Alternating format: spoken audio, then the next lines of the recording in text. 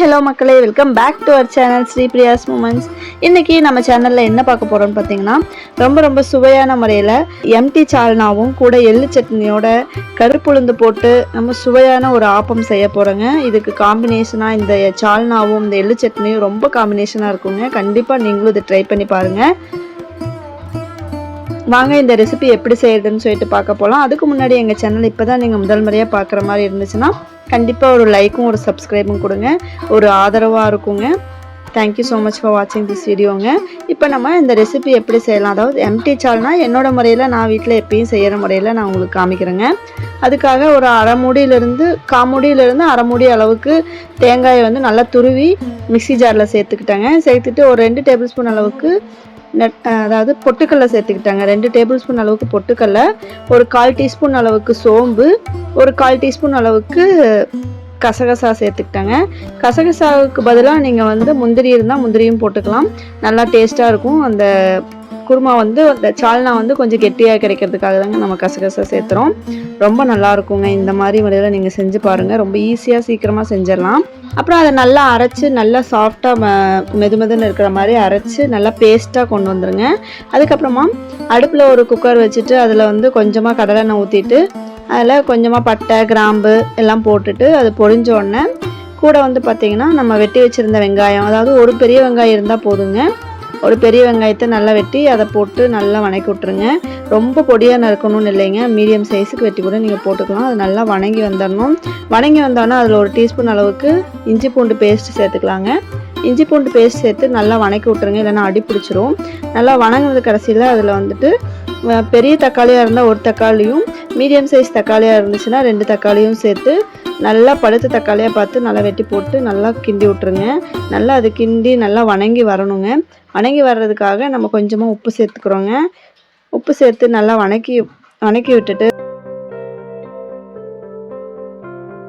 கூட வந்து பார்த்திங்கன்னா கொத்தமல்லி புதினா ஒரு கைப்பிடி சேர்த்துக்கலாங்க. 2 சேர்த்து ஒரு கைப்பிடி சேர்த்து அதை வந்து நம்ம இந்த கிரேவியோடு போட்டு நல்லா வணக்கி விட்டுலாங்க. இந்த இஞ்சி பூண்டு தக்காளி வெங்காயம் புதினா கொத்தமல்லி எல்லாம் வணங்கி வந்ததுக்கப்புறமா கூட வந்து பார்த்திங்கன்னா ஒரு 3/4 டீஸ்பூன் அளவுக்கு கொத்தமல்லி தூள் சேர்த்துக்கலாங்க. அதுக்கப்புறம் ஒரு 1/4 டீஸ்பூன் அளவுக்கு கரம் மசாலா தூள், ஒரு அரை டீஸ்பூன் அளவுக்கு குழம்பு மிளகாய் தூள் சேர்த்துக்கலாங்க.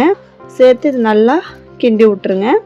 நல்லா இந்த பச்சை வாசம் போகிற அளவுக்கு நல்லா கிண்டி விட்டுருங்க. மசாலாலாம் நல்லா கிண்டி விட்டுட்டு கூட வந்து பார்த்திங்கன்னா நம்ம இப்போ அரைச்சி வச்சுருந்தோம்லங்க தேங்காய் பேஸ்ட்டு, அதையும் எடுத்து இதில் ஊற்றிடலாங்க. முன்னாடியே நம்ம தண்ணி ஊற்றக்கூடாது. அரைச்சி வச்சுருந்த அந்த தேங்காய் பேஸ்ட் எடுத்து இந்த கிரேவியோடு போட்டு நல்லா அந்த பச்சை வாசம் போகிற அளவுக்கு நல்லா வணக்கி விட்ருங்க. நல்லா பார்த்திங்கன்னா அப்படியே எண்ணெய் பிரிஞ்சு வரும். நீங்கள் வணக்கவே அதில் எண்ணெய் நல்லா பிரிஞ்சு வருங்க. இந்த மாதிரி சமயத்தில் நம்ம அந்த மிக்ஸி ஜாரை கழுவி உங்களுக்கு எந்த அளவுக்கு குருமா வேணுமோ, எந்த அளவுக்கு சால்னா தேவைப்படுதோ அந்த அளவுக்கு தண்ணி ஊற்றிக்கோங்க. ஊற்றிட்டு உப்பெல்லாம் பார்த்துட்டு உப்பு பத்தலைன்னா கொஞ்சம் உப்பு போட்டுட்டு குக்கரை விசில் விட்டுருங்க. ஒரு 3 விசில் விட்டு எடுத்து பாருங்கள். அவ்வளோ அற்புதமான ஒரு சால்னா தயாருங்க. இது வந்து ஆப்பத்துக்கு ரொம்ப சுவையாக இருக்குங்க. டேஸ்ட் வைஸ் ரொம்ப நல்லாயிருக்கும். அப்படியே ஆப்பம் சுட்டு அது மேலே அப்படியே இந்த சால்னாவை ஊற்றி எள்ளு சட்னி வச்சு சாப்பிட்டு பாருங்கள், ரொம்ப அருமையாக இருக்குங்க. அடுத்து நம்ம எள்ளு சட்னி செய்கிறோங்க. இப்போ இருக்க குழந்தைகளுக்கு நம்ம எள்ளுனா என்னன்னே தெரியறதுக்கு வாய்ப்பு கம்மியாக இருக்குங்க. அப்படி இருக்கிற சமயத்தில் அது நிறைய மருத்துவ குணங்கள் நிறைஞ்சிருக்குதுங்க.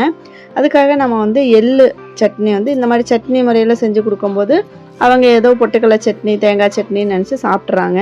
அதுக்காக நான் எப்பயுமே அடிக்கடி எங்கள் வீட்டில் வந்துட்டு இந்த எள்ளு சட்னி கருப்புளுந்து சட்னி அதெல்லாம் செய்வாங்க.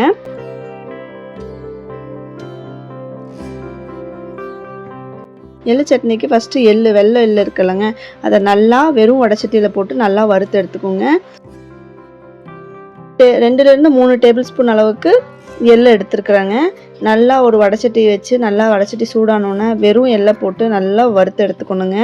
நல்லா வறுத்து எடுத்து கருப்பாகாத அளவுக்கு வறுத்து எடுத்துக்கணுங்க. எடுத்து நம்ம அதை ஓரமாக வச்சுக்கலாங்க. அதுக்கப்புறம் அதே கடாயில் கொஞ்சமாக எண்ணெய் ஊற்றிக்கலாங்க. ஒரு டீஸ்பூன் அளவுக்கு வெள்ளை உளுந்து சேர்த்து நல்லா வணக்கி விட்டுட்டு ஒரு பெரிய வெங்காயத்தை போட்டு நல்லா வணக்கி விட்டுருங்க. பெரிய வெங்காயம் நல்லா வணங்கி வந்தோடனே அதில் வரமிளகா சேர்த்துக்கலாங்க. நான் 3 வரமிளகா சேர்த்துருக்குறேங்க. சேர்த்து இது நல்லா இந்த வெங்காயம் வந்து அப்படியே ரோஸ் கலரில் ஆகிற அளவுக்கு நல்லா வணக்கி விட்டுட்டு ஒரு சின்ன துண்டு புளி போட்டு நல்லா வணக்கி விட்ருங்க. நல்லா வணங்கி வந்தோடனே அதில் ஒரு அரை மூடி அளவுக்கு தேங்காயை துருவியும் போட்டுக்கலாங்க, இல்லைன்னா இந்த மாதிரி வெட்டி போட்டு அதுக்கப்புறம் கூட அரைச்சி இது பண்ணிக்கலாங்க. போட்டு எடுத்திங்கன்னா அது கூட எள்ளையும் போட்டு நல்லா அரைச்சி எடுத்துக்கிட்டிங்கன்னா ரொம்ப அற்புதமான முறையில் நம்மளோட எள்ளு சட்னி தயாருங்க. கூடயே இந்த சால்னாவும் தயாராகிருச்சு. இப்போ என்னங்க, நம்மளோட மெயின் டிஷ்ஷான ஆப்பந்தாங்க.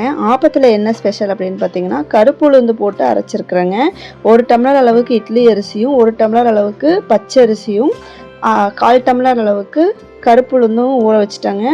எல்லாமே ஒட்டுக்கா போட்டு ஊற வச்சு ஒரு 1/4 டீஸ்பூன் அளவுக்கு வெந்தயம் போட்டு நல்லா ஊற வச்சுட்டு நல்லா கழுவிட்டு ஊற வச்சுட்டாங்க. இது வந்து நம்ம நைட்டே அரைச்சி வச்சிட்டோம்னா காலையில் வந்து எடுத்து யூஸ் பண்ணிக்கலாங்க. இப்போ மத்தியானம் ஊற வச்சு நைட்டு அரைச்சி எடுத்து வச்சுட்டு காலையில் எழுந்திரிச்சோன்னா ஆப்பம் ஊற்றுனீங்கன்னா ரொம்ப நல்லா இருக்குங்க.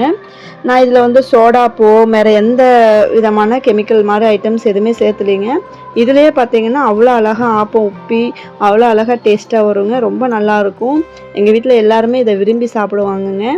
கண்டிப்பாக நீங்களும் வாரத்தில் ஒரு முறை வந்து இந்த மாதிரியான ஆப்பத்தில் வந்து கருப்பு உளுந்து கொஞ்சம் ஹெல்தியான ஃபுட்டை எப்படி நம்ம மறைச்சி கொடுக்க முடியுமோ அப்படி கொடுக்க வேண்டியதாங்க, குழந்தைகள்லேருந்து பெரியவங்க வரைக்கும். ஏன்னா ஹெல்தின்னு சொன்னால் அவங்களுக்கு வந்து டேஸ்ட் வேணும்னு நினைக்கிறாங்க. அப்போ நம்ம இந்த மாதிரி முறையில் செஞ்சு கொடுக்கும்போது ரொம்ப ஹெல்த்தியாகவும் இருக்கும், ரொம்ப டேஸ்ட்டாகவும் இருக்குங்க. கண்டிப்பாக எல்லாருமே ட்ரை பண்ணி பாருங்கள். ட்ரை பண்ணி பார்த்துட்டு எப்படி இருக்குதுன்னு சொல்லிட்டு எனக்கு ஒரு கமெண்ட் பண்ணுங்கள். இது வரைக்கும் நீங்கள் கொடுத்த ஆதரவுக்கு ரொம்ப நன்றிங்க.